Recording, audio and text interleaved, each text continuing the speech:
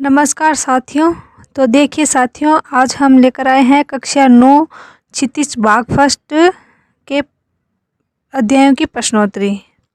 तो इससे पहले हम कृतिका भाग फर्स्ट के 5वें अध्याय के प्रश्नोत्तरी वीडियो बनाकर डाल चुके हैं, तो आप प्लीज़ प्लेलिस्ट में जाकर देख लीजिएगा। तो आज का हमारा अध्याय है दो बेलों की कथा, जिसके लेखक है प्रेमचंद। तो इसका पहला प्रश्न है, प्रेमचंद द्वारा रचित दो बेलों की कथा कौन सी विधा है? तो इसका उत्तर हो जाएगा कहानी। प्रश्न नंबर 2 है, दो बेलों की कथा शीर्षक के माध्यम से कवि ने इस कहानी में क्या बताने का प्रयास किया है? तो इसका उत्तर हो जाएगा कृषक समाज और पशुओं के भावात्मक संबंध। दूसरा है, स्वतंत्रता सहज में नहीं मिलती, उसके लिए बार बार संघर्ष करना पड़ता है। और तीसरा है, आज़ादी के आंदोलन की भावना। और चौथा है, पंचतंत्र और हितोपदेश की कथा परंपरा का उपयोग और विकास। तो ये टॉपिक इनमें बताने का प्रयास किया है। प्रश्न नंबर 3 है, हम जब किसी आदमी को पहले दर्जे का बेवकूफ़ कहना चाहते हैं तो उसे किस नाम से संबोधित करते हैं? तो उत्तर हो जाएगा गधा। प्रश्न नंबर 4 है, दो बेलों की कथा कहानी में किस जानवर को गरीब बताया गया है? तो उत्तर हो जाएगा कुत्ते को। प्रश्न नंबर 5 है, उसके चेहरे पर एक विषाद स्थायी रूप से छाया रहता है, यहाँ उसके किसके लिए आया है? तो उत्तर हो जाएगा गधे के लिए। प्रश्न नंबर 6 है, प्रेमचंद ने भारतवासियों के सीधेपन की कौन कौन सी विशेषताएं बताई है? तो इसका उत्तर हो जाएगा शराब नहीं पीते, 4 पैसे कुछ समय के लिए बचा कर रखते हैं, जी तोड़कर काम करते हैं, किसी से लड़ाई झगड़ा नहीं करते, 4 बातें सुनकर गम खा जाते हैं। प्रश्न नंबर 7 है, भारतवासियों की अफ्रीका में किस कारण दुर्दशा हो रही है और क्यों अमेरिका में उन्हें घुसने नहीं दिया जाता? तो उत्तर हो जाएगा उनके सीधेपन के कारण। प्रश्न नंबर 8 है, गधे का एक छोटा भाई और भी है जो उससे कम ही गधा है, और वह कौन है? तो उत्तर हो जाएगा बेल। प्रश्न नंबर 9 है, प्रेमचंद जी ने बछिया का ताऊ किसे कहा है? तो उत्तर हो जाएगा बेल को। प्रश्न नंबर 10 है, झूरी काछी के पास कितने बेल थे और उनके क्या नाम थे? तो उत्तर हो जाएगा 2 बेल थे और नाम थे हीरा और मोती। प्रश्न नंबर 11 है, हीरा और मोती किस जाति के बेल थे और वे कैसे दिखते थे? तो उत्तर हो जाएगा वे पछाई जाति के थे और देखने में सुंदर, काम में चौकस और डील में ऊंचे थे।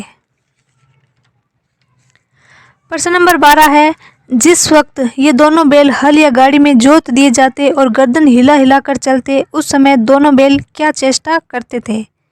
तो उत्तर हो जाएगा कि ज़्यादा से ज़्यादा बोझ मेरी ही गर्दन पर रहे। प्रश्न नंबर 13 है, झूरी के साले गया को घर तक ले जाने में दांतों पसीना आ गया, किसको घर तक ले जाने में ऐसा हुआ? तो उत्तर हो जाएगा गोई, यानी कि दोनों बेलों को। प्रश्न नंबर 14 है, अगर ईश्वर ने बेलों को वाणी दी होती तो वे झूरी से क्या पूछते? तो उत्तर हो जाएगा कि तुम हम गरीबों को क्यों निकाल रहे हो, हमें तो तुम्हारी चाकरी में मर जाना कबूल था। प्रश्न नंबर 15 है, दोनों बेल नए स्थान पर पहुंचने के बाद एक दूसरे को कनखियों से देखते हुए मुख्य भाषा में क्या सलाह की? तो उत्तर हो जाएगा, जब गांव में सोता पड़ जाएगा तब जोर मारकर पगहेत उड़ाकर घर की तरफ भाग जाएंगे। प्रश्न नंबर 16 है, दोनों पशु वीरों की वापसी पर अभिनंदन पत्र के रूप में बाल सभा ने क्या देने का निश्चय किया? तो उत्तर हो जाएगा रोटियां, गुड़, चोकर, भूसी। प्रश्न नंबर 17 है, कैसे नमक हराम बेल है कि एक दिन वहाँ काम ने किया भाग खड़े हुए, ये शब्द बेल के लिए किसने कहे? तो उत्तर हो जाएगा झूरी की स्त्री ने। प्रश्न नंबर 18 है, गाड़ी को सड़क की खाई में गिराने का बार बार प्रयास किसने किया?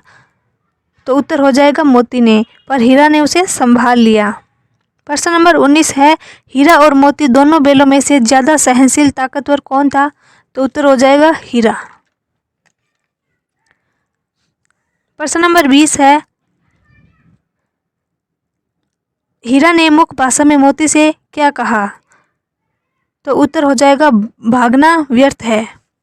प्रश्न नंबर 21 है, भेड़ों की लड़की का उन बैलों के प्रति कौन सा भाव था? तो उत्तर हो जाएगा आत्मीयता का भाव। प्रश्न नंबर 22 है, प्रेम के इस प्रसाद की यह बरकत थी कि दो दो गाल सूखा भूसा खाकर भी दोनों दुर्बल न होते। प्रस्तुत पंक्ति में रेखांकित शब्द प्रसाद किसको कहा गया है? तो उत्तर हो जाएगा बालिका द्वारा दी गई रोटियों को। प्रश्न नंबर 23 है, दोनों की आंखों में रोम रोम में विद्रोह भरा हुआ था। यह विद्रोह किसके प्रति था? तो उत्तर हो जाएगा गया के प्रति। प्रश्न नंबर 24 है, लड़की द्वारा गराव खोलने पर भी दोनों बैल चुपचाप क्यों खड़े थे? वे भागे क्यों नहीं? तो उत्तर हो जाएगा हीरा अनाथ लड़की को समस्या में नहीं डालना चाहता था। प्रश्न नंबर 25 है, दोनों भूख से व्याकुल हो रहे थे, खेत में मटर चढ़ने लगे थे। जब पेट भर गया तो दोनों बैलों ने क्या अनुभव किया? तो उत्तर हो जाएगा आजादी का। प्रश्न नंबर 26 है, सांड को संगठित शत्रुओं से लड़ने का तजर्बा न था, इसका क्या कारण था? सांड एक शत्रु से मल्लयुद्ध करने का आदी था। प्रश्न नंबर 27 है, मटर के खेत के रखवालों ने हीरा और मोती को पकड़कर कहाँ ले गया, यानी कि कहाँ बंद कर दिया? तो उत्तर हो जाएगा कांची हाउस में।